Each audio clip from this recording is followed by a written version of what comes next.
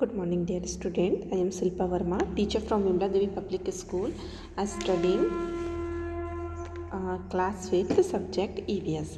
In our last classes, we discussed our chapter 31st, disasters management. About this chapter, we discussed flood. Why does the flood occur, and does the flood is always case of does the flood is always case of losses, or does flood give any difficulties? Can we control the flood? Then we discussed earthquake. Why does the earthquake happens, and what is the losses of earthquake? Today we discuss drought. Drought means सूखा. Okay, if no rainfall for a long period of the times in any areas, then those won't be any crops grown there, and water level in the rivers, pond, well will be down. In this state we say that there is a drought. जिस तरह के किसी स्थान पर अगर लंबे समय तक बारिश ना हो, है ना, और बारिश ना होने के कारण अगर बारिश ना होगी तो कोई फसल भी नहीं लगा सकोगे आप, और वाटर लेवल जो है नदी का है, तालाब का है, एकदम डाउन हो जाता है, क्योंकि जो नदी तालाबों में जो पानी भरता है वो मेन सोर्स क्या होता है, वाटर का, रेन ही है ना, बारिश का पानी ही नदी और तालाबों में भरता है. अगर ऐसे एरिया जहाँ लंबे समय से बारिश ना हो तो हम कह सकते हैं कि वो एरिया क्या होगा, आपका ड्रॉट मीन्स सूखा एरिया कहलाएगा. What are the causes of the drought? सूखा पड़ने के क्या क्या कारण हो सकते हैं? Mostly droughts occur in place where there is a no natural source of water supply. Generally सूखा उन स्थानों पर पड़ता है जहाँ जल के प्राकृतिक स्रोत कम होते हैं या नहीं होते. जल के प्राकृतिक स्रोत means what is the natural source of water? Natural source of water is sea, lake, rivers. तो ऐसे एरिया जहाँ पे समुद्र हैं, झील हैं, नदी हैं कम हो, ऐसे एरिया पे सूखा पड़ता है. If the area is from the sea source of water, then the intensity of the moist is very low in this area, so these areas there is a less or no rainfall. उन स्थानों पर या तो वर्षा ऐसे जगह जहाँ पर कोई जल के स्रोत मीन्स समुद्र वगैरह दूर दूर तक ना हो और वायु की दूर दूर तक ना हो, जिसके कारण वायु में नमी ना होने के कारण ऐसे एरिया पे क्या होता है, बारिश भी बहुत कम होती है. Which are the place in the states of our country where droughts happens? हमारे देश भारत में ऐसी कौन कौन सी जगह है जहाँ पे सूखे पड़ते हैं, या कह सकते हैं कि जहाँ पे पानी जो है बहुत कम होता है. तो ये एरिया आपका Rajasthan, Gujarat, Tamil Nadu and Telangana. Farmers are the most affected due to the drought. Drought से, सूखे से सबसे ज़्यादा जो अफेक्टेड होते हैं वो फार्मर है. फार्मर मीन्स किसान, क्योंकि किसानों को खेती के लिए सबसे ज़रूरी होता है बारिश, पानी की ज़रूरत होती है. They are not able to do the farming in this drought area.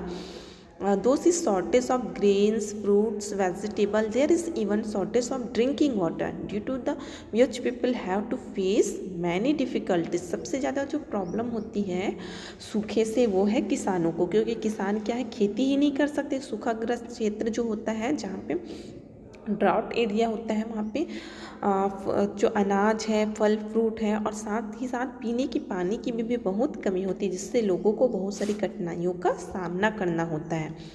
Can we lessen the probabilities of drought? क्या हम सूखा पड़ने, जो सूखा पड़ता है, सूखा होता है ना, जिसे कहते हैं कि इस बार सूखा हो गया, क्या ये सूखे की जो परेशानी है उसे ख़त्म किया जा सकता है? सूखे को भी, सूखा पड़ने को किस तरह से कम किया जा सकता है, इसे बताएंगे. If we plant more trees, this will be more greenery which will increase and so this will be rainfall. If we conserve the rain water, we can increase the ground water level. तो इसके लिए क्या करना चाहिए, अधिक से अधिक पेड़ लगाना चाहिए, क्योंकि पेड़ क्या करते हैं, जो हरे भरे पेड़ जहाँ जिस एरिया पे पेड़ पौधे ज़्यादा होते हैं वहाँ बारिश भी ज़्यादा होती है.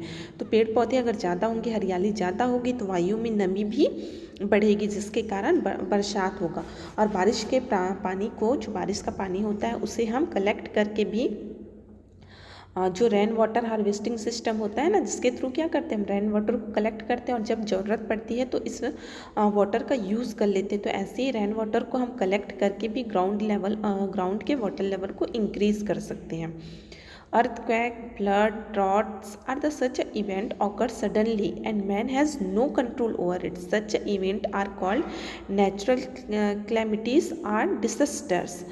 भूकंप है, बाढ़ है, सूखा है, ये सब क्या है, ये सब घटनाएं अचानक से होती है जिस पर मनुष्य का कोई नियंत्रण नहीं होता है ना, मानव इसमें कंट्रोल नहीं कर सकते। ये इवेंट क्या कहलाते हैं, इसे हम प्राकृतिक आपदाएं भी कह सकते हैं। जो भूकंप है, फ्लड है, ड्राफ्ट है, ये सब क्या है, प्राकृतिक आपदा है जो प्रकृति के कारण होता है। If anyone has no face natural disaster then what must one do.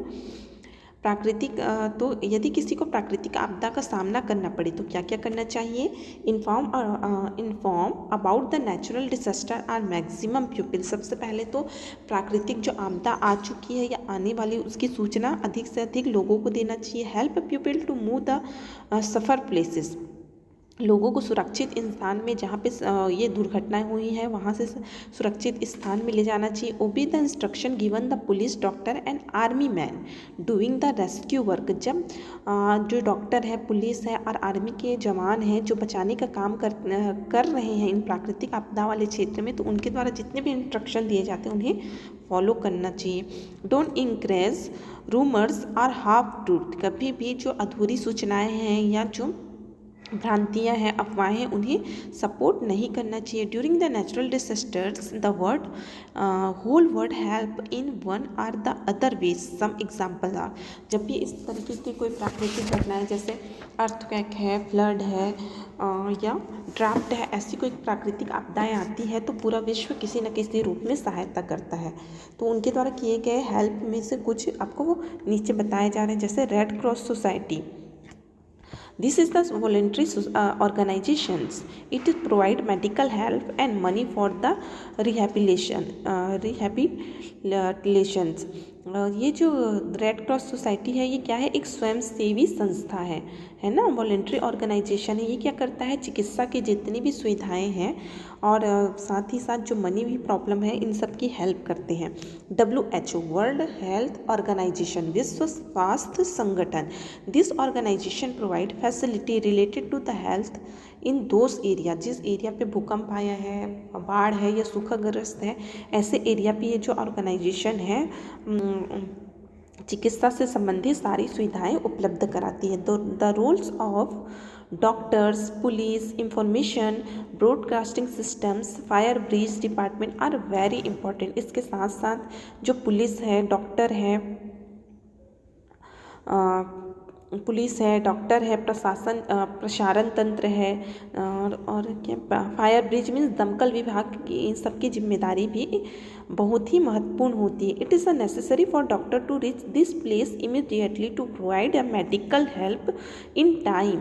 Doctor के दल को ऐसे स्थानों पर पहुंचकर उन्हें हेल्प करना बहुत ही जरूरी होता है। Police must reach this place to maintain law and order. और पुलिस वहां जाकर तुरंत वहां पहुंचकर कानून व्यवस्था बनाए रखती है। Army man help to removing people from this accident area. They also provide food packets through the airplanes.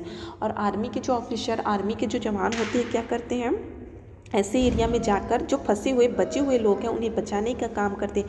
साथ में ये जो पैकेट फूड पैकेट होता है, खाने की जो पैकेट होता है, उसे भी एयरप्लेन के थ्रू देने का काम करता है। बोट क्रॉसिंग सिस्टम क्या करती है, radio, television, newspaper provide correct information of the public. सूचना जो विभाग है वो रेडियो, समाचार पेपर है, टेलीविज़न, इसके थ्रू लोगों तक सही सही जानकारी पहुंचाने का काम करती है, जिससे उनको कोई रूमर्स या कोई भी जो रॉन्ग इन्फॉर्मेशन ना मिल पाए। तो ऐसे ये इन आपदाओं में ऐसे बहुत सारे जो टीम्स हैं, बहुत सारे जो डिपार्टमेंट हैं वो जाकर इन लोगों की हेल्प करती है। जैसे हमने देखा डॉक्टर हैं, पुलिस है, आर्मी मैन है, ब्रॉडकास्टिंग सिस्टम, इन सब क्या करते हैं, इन आपदा वाले क्षेत्र में जाकर इन लोगों की भी हेल्प करते हैं और सही सही जो इन्फॉर्मेशन है पूरे लोगों तक पहुंचाने में भी हमारी हेल्प करते हैं। Okay student, that is chapter number 21 disasters and management completed. Our